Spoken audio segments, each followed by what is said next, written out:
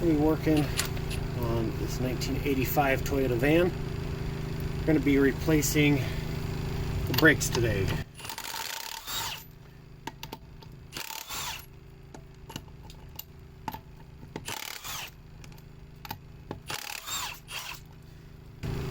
And we will be going all out. We're not going to be just doing brake pads. We're going to be doing brake pads, rotors, repacking the bearings, replacing the wheel seal. So if you need any of that, or need to know how to do any of that, just follow along today. And I hope you all enjoy the video. So what we're going to do here, start out with, I think it's a 12 millimeter. Yep. 12 millimeter on the back side.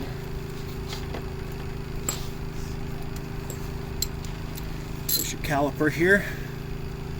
This side has no bolt. It is a swing pin, or whatever they call them. The bottom side has a bolt. Go ahead and loosen that guy up. Just a ratchet. It's an easy way of breaking bolts loose, is putting your ratchet on and just striking it with the palm of your hand. You don't want to do it too hard. It can cause you some damage in your wrist and possibly carpal tunnel later in your life. We'll go ahead and pry these brake shoes up. These brake shoes did have some life left, but both sides had noisemakers going. This guy swings up and out of the way. We're also going to be rebuilding the slide pins because they are very nasty. I'll go ahead and put this guy back here, being careful not to stretch the rubber hose.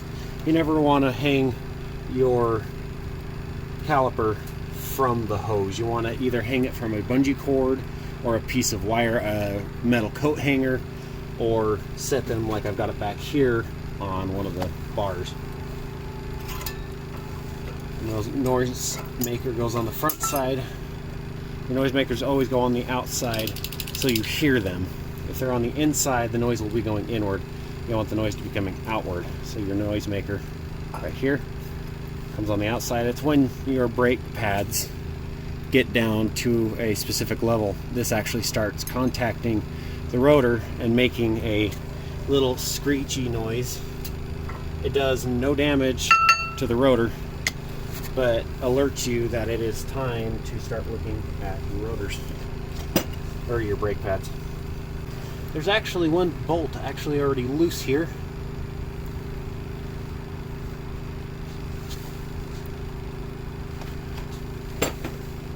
Which is all sorts of fun.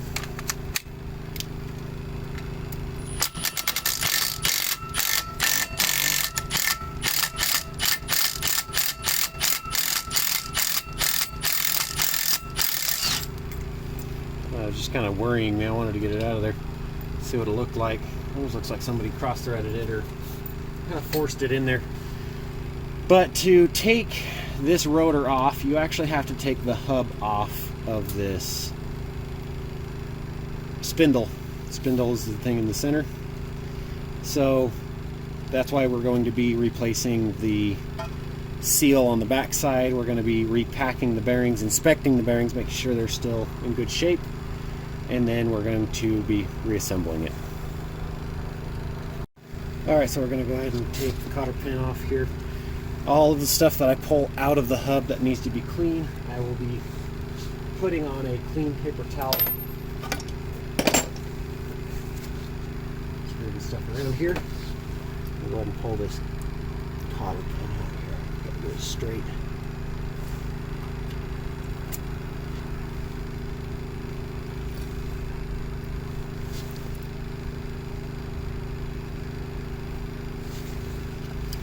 I'm going to use just a standard, you can see that was a little on the loose side. I'm just going to use a standard adjustable wrench. You do not need to torque these nuts down on these bearings. These bearings are the tapered type, and you do not tighten them down very tight. We'll cover that here in just a little bit. Getting ahead of myself here. Need to grab, I believe it's a 19 millimeter on the back side. Nope. 17 millimeter. So on the back side, there are 3 bolts holding on this bracket. There's one here, there's one here, and there's one down here. We got to get all those guys off. Alright, not sure how well you can see it back there, but got one right here. You guys aren't in the way. We'll get to him after I move you guys. We got another one back here.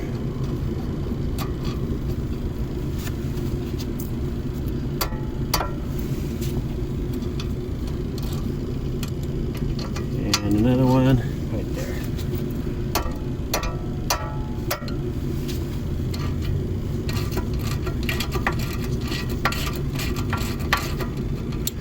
We'll get these guys off. Once you get those guys out of there, this will slide off just like that, as you can see again. All those bolts were in there on the back side. This side was on this side of the spindle. These two were on this side. Set that guy off to the side. And this guy will just come right off. There we go.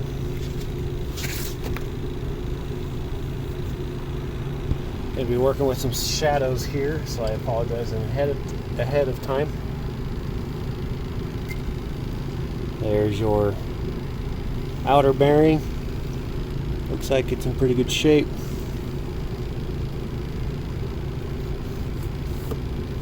I've got a seal remover. I don't know, made in USA. Not sure who made it. I've had it for a long time. Flip this guy around, and I remove the seals before I remove the rotor, because it gives you something to hold on to. What you're going to want to do is pick the side that you want. There's a longer side and a shorter side. I'm going to go for the shorter side first, I think. Try it out.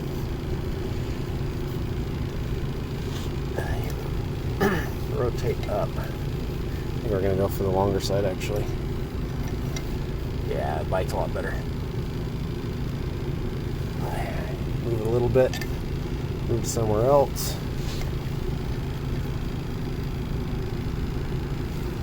Move a little bit.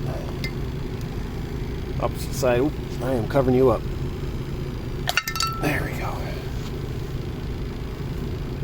Seal remover does its job again. There's the old seal. That one can go in the trash. Got a new one right here. I forgot to order one, so I just ran down to AutoZone. Part number 224820. Right there. Just a Duralast seal. This is like a 1-year warranty or something like that. I don't get it, but okay. Here's your new seal. So, what we're gonna do now, take these bearings in. I'm gonna go get them washed. Not soap and water. I've got a parts washer. I'm gonna go clean those bearings out, and then we're gonna clean this hub out. Yes, clean and hub together makes club. I said club a second ago.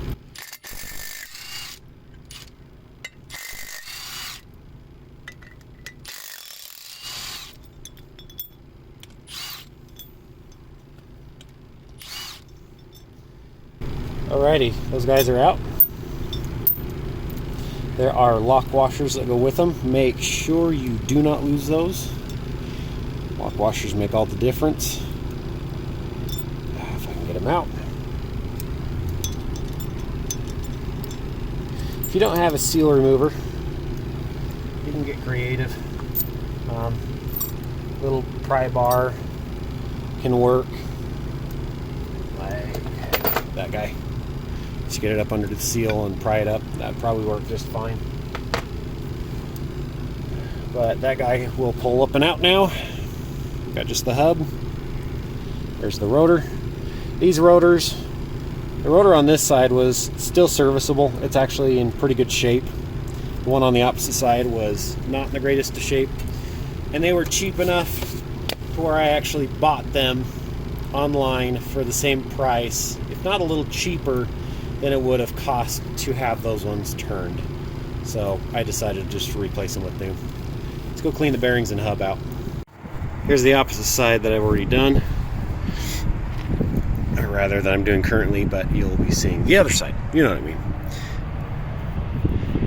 I think these could have been turned and saved, but it's interesting that this side's really clean and this side is really not. I think we had a stuck pin, seeing that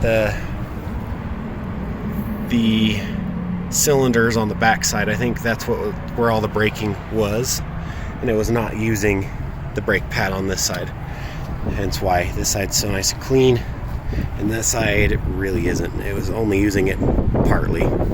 As you can see, there's a clean spot there, and then it gets dirty again. So very good chance that was also warped. I was feeling a little bit of vibration. Not too bad. Alright, so we got the parts washer here. Pull my sleeves up.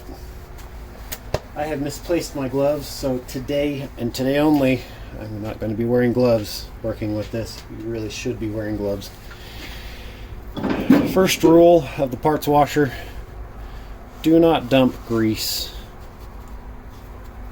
like excessive amounts of grease, into the parts washer. Guys at my work do it all the time, and the solvent in the parts washer lasts a quarter of the time. Look at all that grease. The solvent in that parts washer at work only lasts about a quarter of the time that it should. So try to clean out as much grease as you can with paper towels, whatever you have. There's some dirty paper towels that I kept for this kind of thing. Just cleaning out as much grease as you can, because this this specific parts washer is at least currently holding 10 gallons, and it can hold more. 5 gallons of that solvent costs about $70. So you want to keep it as clean as possible for as long as possible. Now I've got the bearings and everything in this basket off to the side here. I'm letting them soak.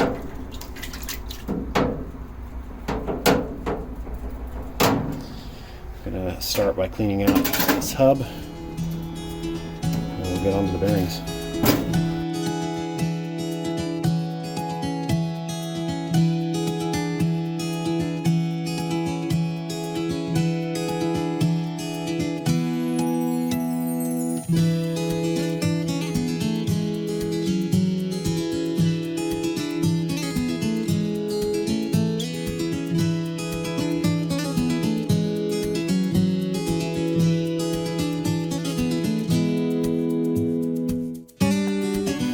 Alright, sorry about that. Right as I was picking this basket up, my battery decided to die. It told me it had 15% left, and then just shut off. This new phone of mine is a refurbished phone, and they sent it with a used battery. And nice computer.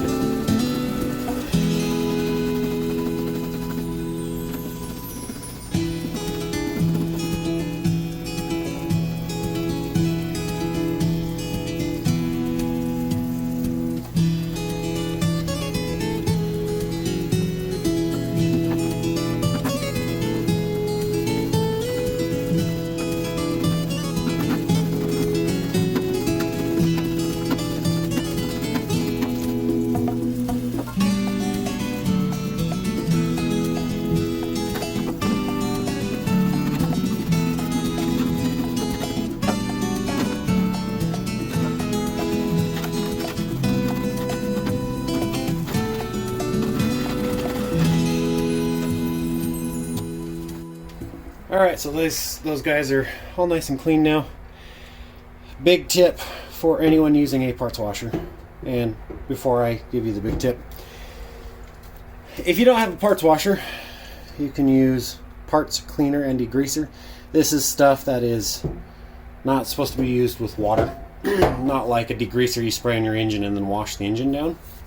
This is much like a brake cleaner, but works way, way better. I don't know why my camera's freaking out there, probably low battery. Way, way better than brake cleaner. But you can also use brake cleaner to get the parts clean. The big tip is, this is solvent. It's meant to break down grease and oil. You do not want any of this in your hub. In with anything, in your hub, in your engine, whatever you're washing in here, you do not want it, any traces of it. So I will usually take some brake cleaner or something like that and clean it off. Brake cleaner is not going to have any effect on the grease because it evaporates off. Just want to be very thorough. I'm going to spray the whole thing down here too. The bearings and races that are in these hubs are original. They are original to that 85 Toyota van, and they are actually still in very good shape. There's no reason to replace a tapered bearing unless it shows signs of wear or it's worn out. Or if one side fails, I will always replace the other side because there's a chance of something coming over to the other side. Not always. And grease doesn't move as much as you think it might. So you don't necessarily need to fill your hub with grease either. So that is a personal preference.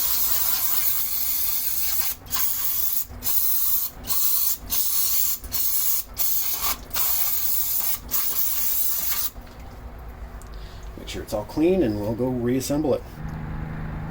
Alright, so what we're going to do here now, obviously we cannot install these bearings until they are repacked with grease. I use this. I've been using this for many, many years now. I really don't like doing them any other way anymore. There's two different ways. Well, I mean, there's a lot of different ways you can do this.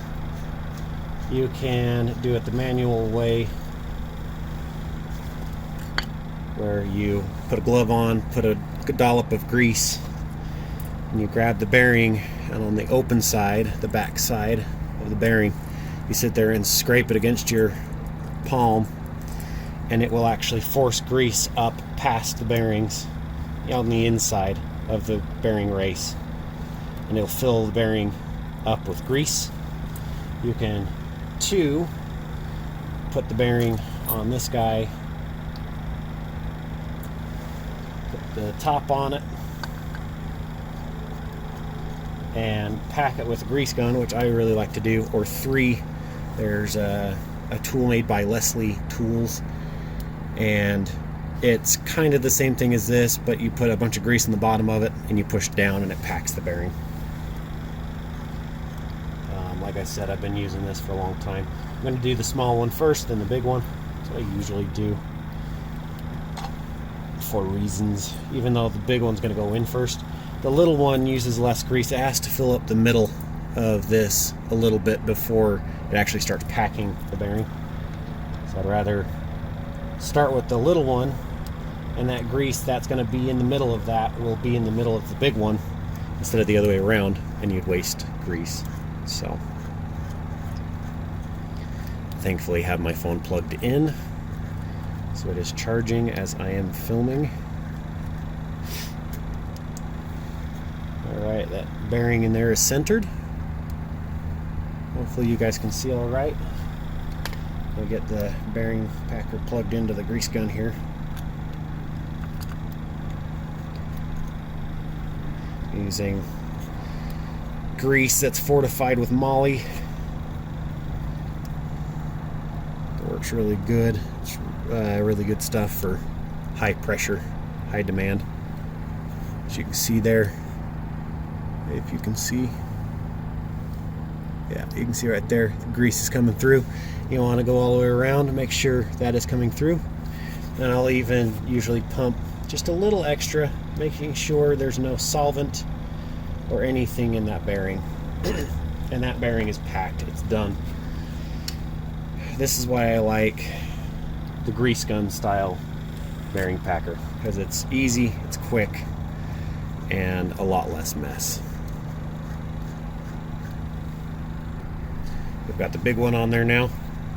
I'll go ahead and get that bearing packed. This one's going to take more grease to pack it, because it's, like I said, it's got to fill up that middle first.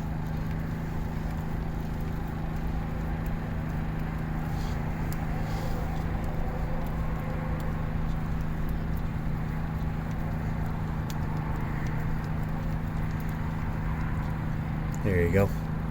Starting to squish through. Gonna pump it a couple more times, making sure the grease is all the way through there. We are good to go. We are not going to waste the grease that's in the middle of this bearing either. That will be going in onto the races of the hub.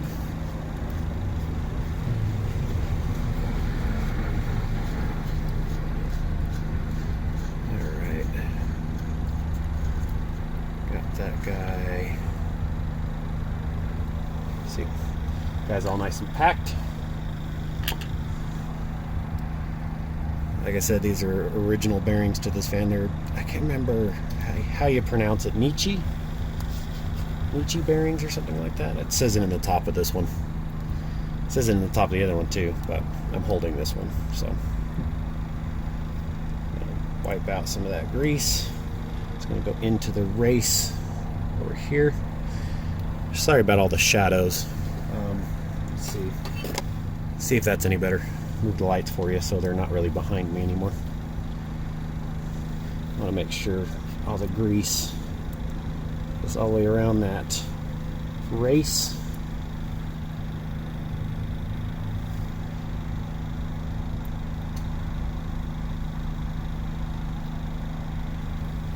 Like so. Drop your bearing in there.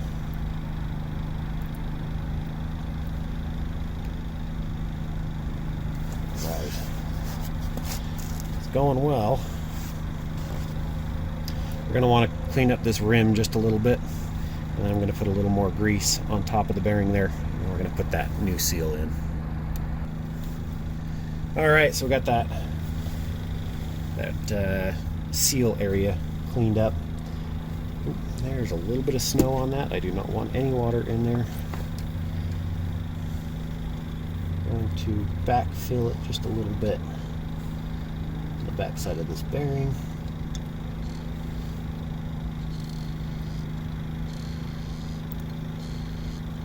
Just like that. How I usually do it. This seal has an open part here and a completely sealed closed part. That's the part you want to put down, facing downward. And you're going to need to have this on a solid surface that is not going to move. So either concrete or a vise or what have you. And we're going to drive the seal in.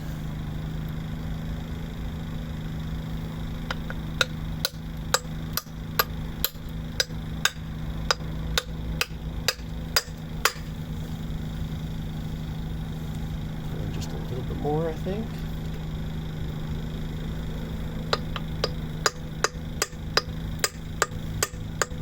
Yep, that's all the way in.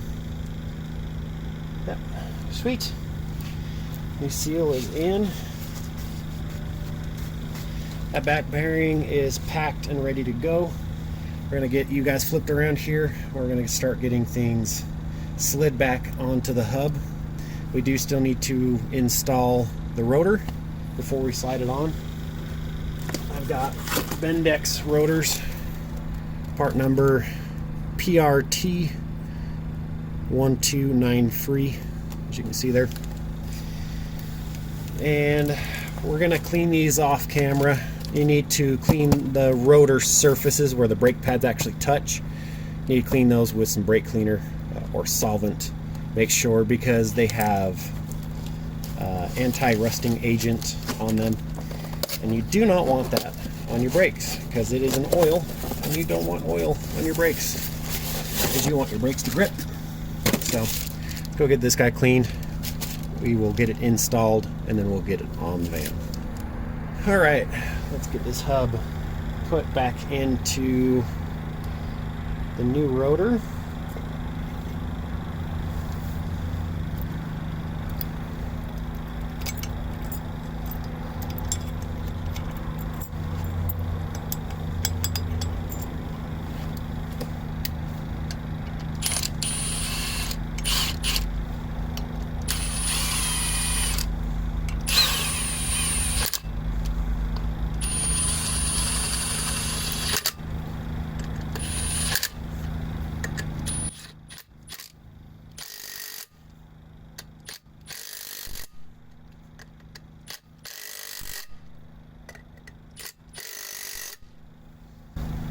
Alrighty, so that guy's back on.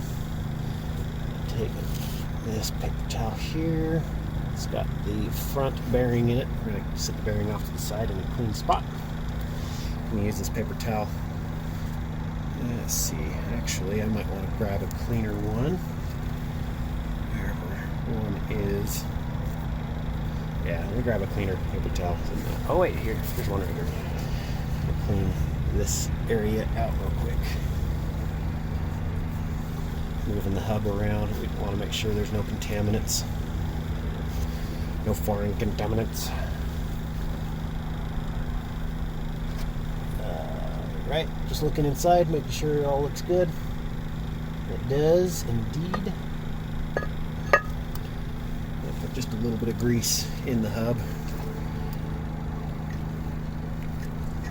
around that bearing that's in there already. Just for sanity's sake. I mean, I'm sure it's fine the way it is, but if it makes you feel better, do it, you know. Put some grease around this race. The bearing's going to be going into. A chunk of grease because it'll all squish up the backside and just go into the hub anyways.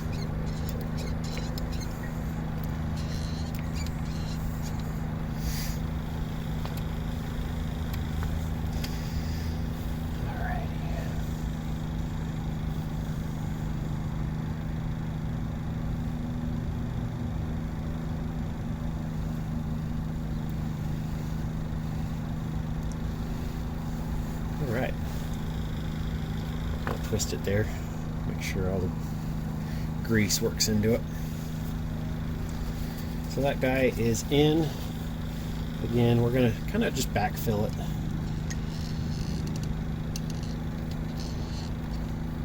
Does this do anything? No idea. I've always done it whenever I've packed bearings. It doesn't need to be heaping full, just enough to make you feel better. Like I said, gonna get you turned around. Let's get this hub put on.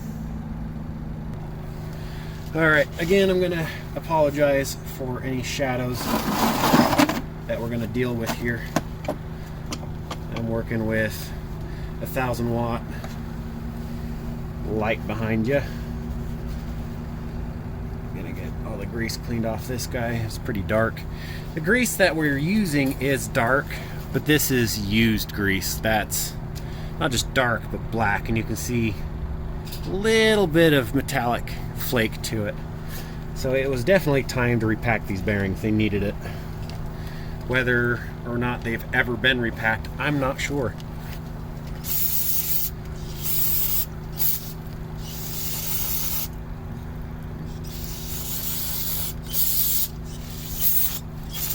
Clean it up here a little bit. This is your seal surface seal surface right there. We're gonna clean that up, make sure there's nothing on it, no grime. There we go.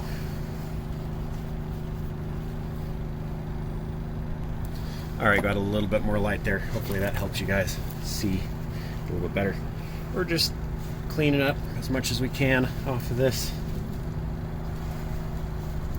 Getting as much old grease off as possible. I think we're going to call it there. I think we're going to get it really much cleaner, and I don't think there's much of a reason to get it much cleaner. So, call that good. I'm going to go ahead and slide the hub on here. Kind of funny to see rusty hub with a brand new rotor, because usually the rotors, there's rotor hubs, there's a lot of different styles of rotors out there. Seal on the backside, take a little bit of grease. I'm going to push that bearing in. It has worked its way out sitting upside down, but you're going to want to put a little bit of grease around that seal so it's got a little bit of lubricant, so it's not just dry sitting on that spindle. Just slide it on here, thumb on the front bearing so it doesn't slide out. There's a whole bunch of, not a whole lot of grease this time. Did the other side and it pushed out a ton of grease. Making sure to seat that down all the way. Push the bearing back on. I released a little bit of air. Alright, so that guy's on. We're going to put the bearing washer on. It's got a keyed area. Only goes on one way. Let's find it. There we go. Grab the nut. There's a rounded side of the nut, a little bit rounded. This side's flat. You want the flat side towards the bearing. Alright, we're going to go ahead and tighten this down. I'll show you the way I do it. Clean that guy off. Not super important, but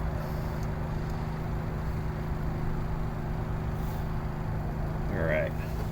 So I do the same procedure whether it's brand new bearings or old original bearings that I'm reusing. What you want to do, tighten it down pretty tight. Not like gorilla strength. You're kind of snugging it down a little tighter than snug. Spin it around a couple times. Tighten it down a little more. With brand new bearings, you'll have to do this several times because when you spin it around, it can press the bearings in press the races in just a little bit more and settle them in. And you keep doing it until that nut really doesn't want to move anymore. And that's where we're at here. Now you don't want to leave it like this. It'll burn up. That hub will not last. You want to back it off again until you feel it go loose. Not moving the hub. Go on where you just barely feel it take a little bit of a load. And that's it. It's barely, it's almost the weight. If I put the wrench on this side, it's like the weight of the wrench and that much more is all that it is. Not very tight. It doesn't need to be. Up there, I'm thinking is probably good. Then you put this guy on. It lines perfectly up with one of the holes. We are going to reuse the cotter pin. For those of you who are cringing, this cotter pin's in good shape. If you've got new cotter pins, use them. If you don't, it's not the end of the world to reuse a cotter pin. I don't know where the cotter pin hole is. Let's find that hole real quick. It's not the end of the world to reuse a cotter pin. But if the cotter pin breaks in any way, don't reuse it. And don't use anything else except for a cotter pin. Don't go using a nail. Don't go using a piece of wire. Get yourself a cotter pin. They're not expensive at all. And they're good insurance. There's a reason why these were created and made. and are built the way that they are. It's because they don't go anywhere and they're strong. Let's see, you're gonna take the long guy, go up and over. Short guy just goes back, and then you've got your hub cap, which is a literal hub cap, not the ones that go on the rims, but the ones that go on the hub. Cap this guy off, make sure it's seated all the way down, all the way around. If it's not, a gentle tap is all you need. And if you're able to pull this guy off with your fingers, like wiggle it and pull it off, the skirt that goes in there, you're going to need to grab a pair of pliers and just gently bend them or twist slightly on the skirt, and then put that back on and get it to fit tight so it doesn't go anywhere. So let's go ahead and get the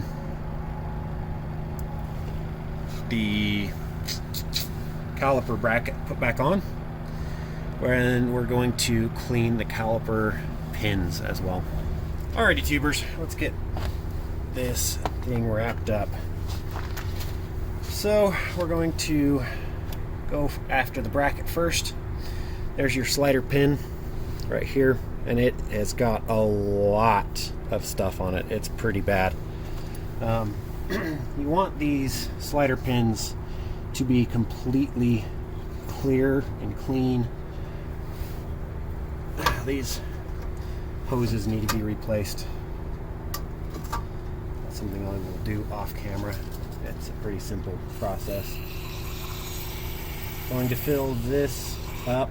That's the top one where, oh, it's not going to fill up. It's got a hole on the backside. Alright, be right back. I gotta go get some more brake cleaner. Alright, I'm running low on brake cleaner. But you want these slider pins to move effortlessly, because if they lock up or are hard to move at all, that's when you get one brake pad on one side or the other. It's usually the brake pad on the side with the cylinder, unless they locked up when they were being used, and then it'll be the opposite side. But if they stop moving or are hard to move, you'll get one side that's clean and one side that's dirty, actually like it was on the other side. But that one was clean on one side and not on the other, and I'm pretty sure it was because of the pins. The other side was being used just a little bit, but not a lot. So this is just brake cleaner on a paper towel, nice and clean. If they're rusty, you're going to want to use some steel wool or a wire brush or something like that, but you just want them clean. As you can see, nice and clean now. So the bracket side is done, at least, and we're going to clean it out inside there. I'm trying to think, the other day when I was cleaning these out, what was I using? I don't remember what I was using. It was working really well though. There's little round brushes you can buy, and those work swimmingly. And I've got a set, but where is that set? Haven't a clue. So this is pretty clean.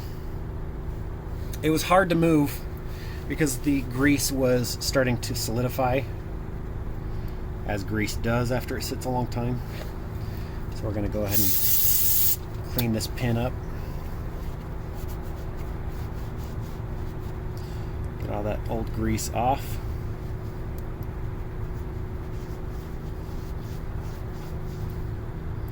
As you can see, nice and clean. Set it to the side where it's not going to get dirt on it. Anything. There we go. We're just gonna flush these holes out and try to get them as clean as possible. Kind of looking down inside there. Old toothbrush would work really good. Taking an old toothbrush and scrubbing out would work actually excellent. So we're just gonna try irrigating it, because again, I don't know what I was using the other day. Well, maybe I'll just use this pin.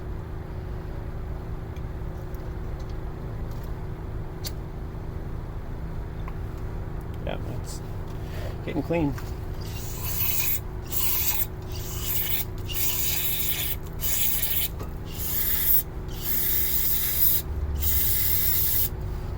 Let me go grab something to help with cleaning. Alright, I also moved the light a little bit there to hopefully help with some shadows. We're going to keep it simple. I want to keep this as simple as possible, so anybody at home who doesn't want to go buy any specialty tools or anything like that doesn't have to. What I'm going to do is just take a paper towel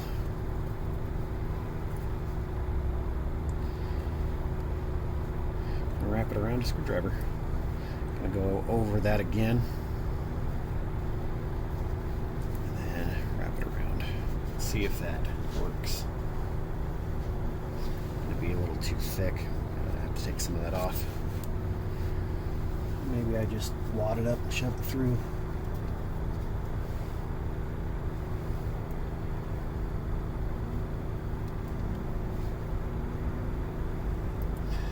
Definitely don't want to hurt the rubber boots.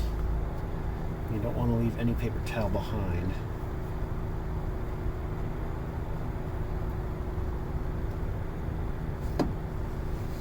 Hey! That actually worked really good. The other side, this one's actually pretty clean. I don't think it needs anything more.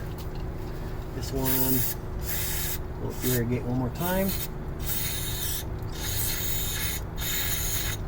Another tip or trick, empty cans you can use as compressed air, blowing air out, or the fluid out, rather. And you can also, in a pinch, turn your can upside down.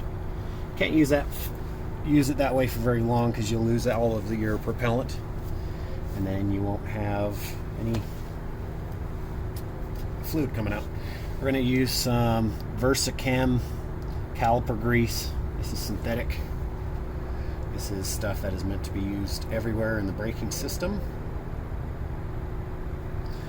I'm going to put it in here. Make sure it's everywhere in there. Make sure all the slides are full of it.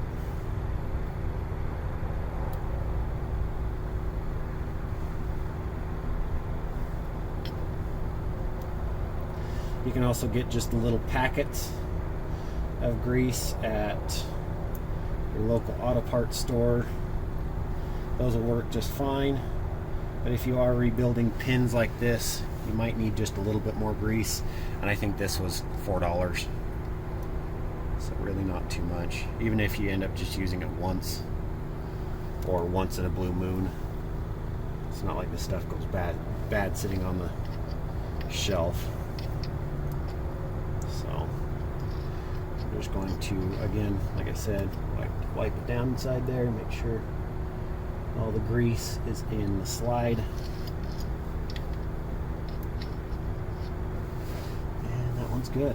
We'll also make sure that the pin on the calipers, on the caliper pin, and on the pin that's going to go back in right now, we need to clean because we got it dirty again.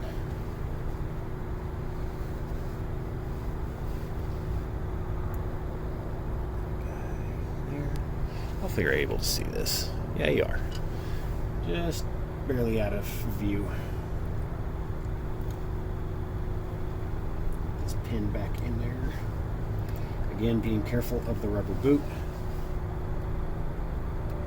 And then that pin needs to move back and forth really freely. If it doesn't, pull it back apart. But that moves nice and free. I also rotated it a little bit there. Yeah, that moves nice and freely. Very little effort. So that's good. All right, we need to get the caliper bracket reinstalled. You saw how that came apart. Goes back together the same way. All right, we're going to depress the cylinder now, or press in the cylinder. Right here, you can do this with a pair of channel locks, which is what I'm doing, or you can use a C-clamp. Want to keep an eye on your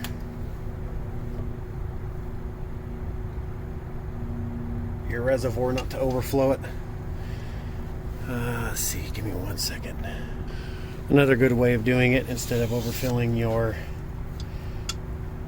brake reservoir, is to open up your bleeder and squeeze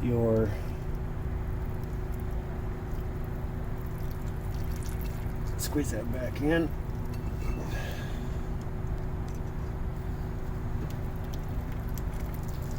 Gets air out of the system, as you just saw there, and it also gets old fluid out of the system. So, a little more air out of the system there. Looks like we probably need to bleed the system again. I'm going to do that off camera. We're going to grab a little bit of grease again. Put it on this guy. I'm going to put a bunch at the end on this one. So when it squishes into the end, it'll seal up against the back side.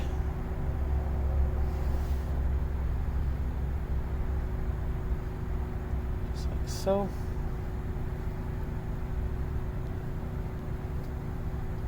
All right. Brake pads next.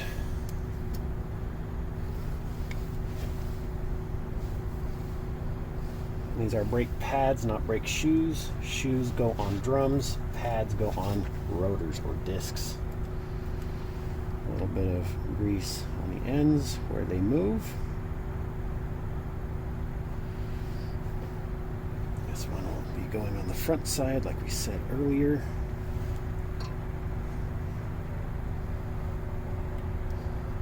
Making sure to keep all the grease off of the rotor. That's the way it goes. The other brake pad.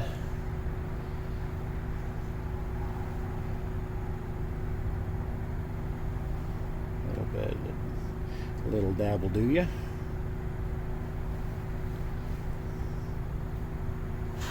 Making sure it's going in the correct orientation, just like so. Your caliper, making sure that hose is not twisted.